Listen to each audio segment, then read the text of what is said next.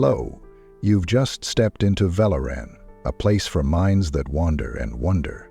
If these ideas speak to you, a like and a subscribe would mean the world. You sit across from someone. Their words comfort you in ways that feel familiar. Their flaws pull at you with a strange gravity. The connection is instant, intense, but you can't quite explain why. You've told yourself it's chemistry. You've told yourself it's love. But beneath that surface, something older is at work. Older than memory, older than understanding. You attract people based on your wounds, not because you want to repeat old pain, though often you will, not because you're broken, though at times you'll feel that way, but because you carry inside you a silent map, shaped by the moments you were hurt, abandoned, dismissed. That map draws you toward people who speak the language of those wounds, sometimes gently, sometimes cruelly, but always recognizably. Carl Jung knew this well. The parts of ourselves we refuse to look at, the shadow, do not simply disappear. They live beneath the surface, shaping the people we notice, the ones we crave. You meet someone. They remind you, unconsciously, of what you never got, or what you lost. A father who never approved, a mother who loved with conditions, a friend who betrayed you. Without knowing, you're drawn towards someone who fits that template. Maybe they withhold affection.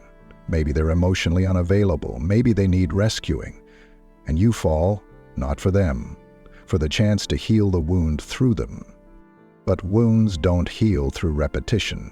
They deepen, and so you find yourself caught. Why do you always seem to attract narcissists? Why do your relationships feel one-sided? Why do you give too much, or trust too quickly, or tolerate too long? Because part of you believes, if you can just make this one person love you, it will undo the rejection of long ago. Yet no one can give you back what was missing, especially not those drawn from the same broken patterns. They mirror your wounds because they carry their own. Two fractured souls do not make a whole. They make a cycle, one that repeats until you stop mistaking pain for intimacy. It's not your fault. No one taught you this. You were told to look for chemistry, for passion, for sparks. You weren't told that chemistry often arises where the old wounds still live. The unavailable parent becomes the distant partner. The critical caregiver becomes the cold lover. The childhood abandonment becomes adult codependency. And so we are trapped. Attracted not by choice, but by the silent pull of the unconscious. Unless you look inward, unless you drag those shadows into light, unless you understand that attraction is not always wisdom. Often, it is the echo of what was missing. Nietzsche once said there is always some madness in love, but there is also always some reason in madness. The madness of these patterns has reason if you know where to look. When you're drawn to someone, ask yourself, does this connection soothe, or does it scratch an old itch? Are you seen by them, or are you chasing being seen? Do they comfort your present, or awaken your past? Most won't ask. They will call this destiny. They will call this soulmates. But no, it is repetition, until it isn't.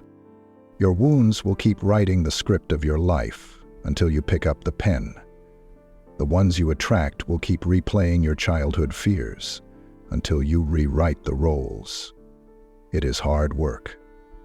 No one tells you how lonely it can feel to break the pattern, how empty it feels to turn away from what once excited you, how strange it feels when calm starts to replace chaos. Because chaos felt like home until now. You are not crazy for being drawn to what hurt you. You are not foolish for falling for those who cannot love you well. You are human, and every human seeks healing. It's just that most do not yet know the path. We seek it through others, when it must begin with the self. Plato taught that knowing oneself is the beginning of wisdom. To know yourself here is to ask, what wound is this person touching? Whose voice do they remind me of? Whose love am I chasing through them? And then to pause, to choose differently, even when your body screams otherwise. Healing begins when you no longer confuse intensity with love, when you no longer chase validation from those who can't give it, when you stop trying to fix in someone else what was broken in you. It is slow work, but it is real. You will find, over time, that your attractions shift. The ones who once thrilled you now unsettle you. The calm ones you once overlooked now feel safe. This is not boring. This is health. You will lose some connections, some friendships, some lovers. But you will gain peace. You will gain freedom, and you will finally begin to attract, not from your wounds, but from your worth. And when that happens, love will no longer feel like struggle. It will feel like rest, like home, the kind of home you didn't know you deserved, but always did. Jung wrote, "What you resist not only persists, but will grow in size." If you resist these inner wounds, they will rule your life.